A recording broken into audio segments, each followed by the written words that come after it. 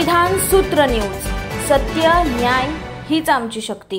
प्रधानमंत्री नरेंद्र मोदी यांच्या नेतृत्वात केंद्रीय मंत्रिमंडळाने एक देश एक निवडणूक, वन नेशन वन इलेक्शन या प्रस्तावाला आज मंजुरी दिली।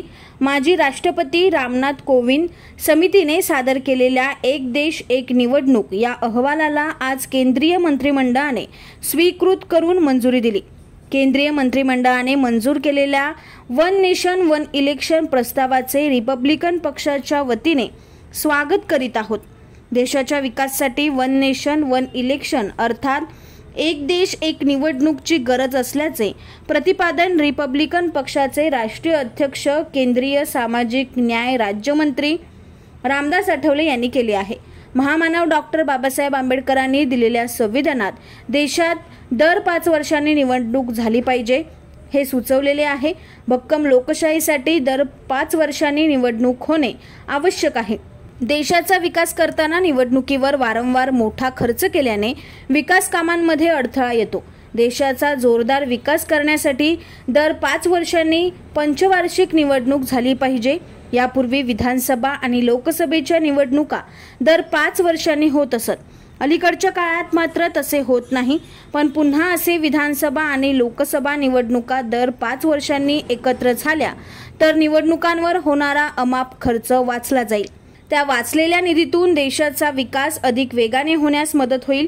त्यासाठी एक देश एक निवडणूक वन नेशन वन इलेक्शनची सुरुवात आपल्या देशात झाली तर ती देशाच्या विकासासाठी चांगली राहील। देशाच्या विकासासाठी निवडणुकीमध्ये होणारा अमाप खर्च वाचला तर तो खर्च देशाच्या विकासासाठी कारणी लावता येईल। त्यामध्ये देशाचे हित आणि फायदा आहे। त्यामुळे रिपब्लिकन पक्षाच्या वतीने वन नेशन वन इलेक्शन प्रस्तावाचे आम्ही स्वागत करीत आहोत, अशी प्रतिक्रिया रिपब्लिकन पक्षाचे राष्ट्रीय अध्यक्ष केंद्रीय राज्यमंत्री रामदास आठवले यांनी दिली आहे।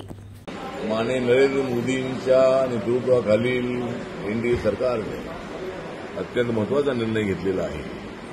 तो निर्णय म्हणजे वन नेशन वन इलेक्शन, एक देश एक निवडणूक अशा पद्धतीचा एक महत्त्वाचा निर्णय घेतलेला आहे। एक तर डॉक्टर बाबासाहेब आंबेडकरांनी ड्राफ्टिंग कमिटीच्या चेअरमनच्या पदावरून काम करत असताना आणि संविधान सभेमध्ये या संबंधातली अनेक वेळेला चर्चा झाल्यानंतर आपल्या भारतीय संविधानामध्ये 5 वर्षांनंतर एक निवडणूक आणि लोकसभा आणि विधानसभा यांच्या निवडणुका एकाच वेळेला घ्यायच्या अशाच पद्धतीची पद्धती ही सुरुवातीच्या काळामध्ये होती, पण नंतरच्या काळामध्ये त्याच्यामध्ये फार बदल होत गेला आणि देशाच्या खर्चामध्ये मोठी वाढ झाली।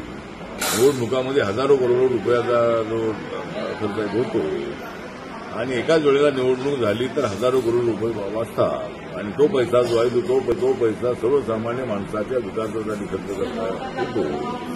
आणि त्यामुळं माननीय नरेंद्र मोदींच्या मनामध्ये ही गोष्ट होती की आपल्याला या देशात इलेक्शनसाठी असा एक कायदा करावा आणि लोकसभा आणि विधानसभा या निवडणुका एकाच वेळेला घ्यायच्या अशा पद्धतीचा एक महत्त्वाचा निर्णय झाला पाहिजे, अशा पद्धतीची त्यांची भूमिका होती आणि त्याप्रमाणे आजच्या कॅबिनेटमध्ये हा निर्णय झालेला आहे। हा निर्णय अत्यंत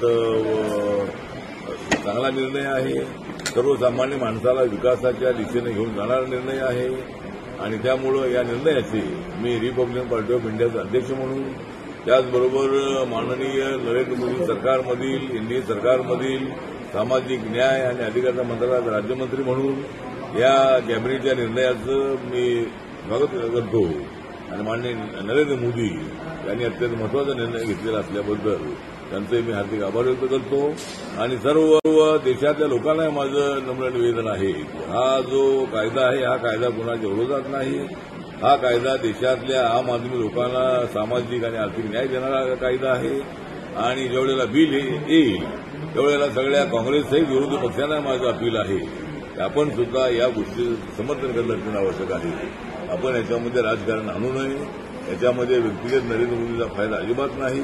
फायदा आहे तो देशाचा फायदा आहे, देशातल्या लोकांचा विकास करण्यासाठी हा निर्णय आहे आणि त्यामुळं नरेंद्र मोदींच्या निर्णयाचा त्यांनी विरोध करू नये अशा पद्धतीचं आव्हान माझं त्यांना आहे।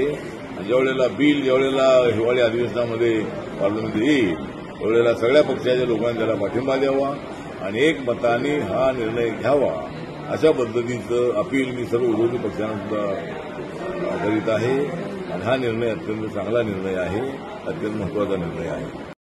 शहरातील ताज्या घडामोडींसाठी संविधान सूत्र न्यूजला सबस्क्राईब करा आणि बेल आयकॉनवर क्लिक करा.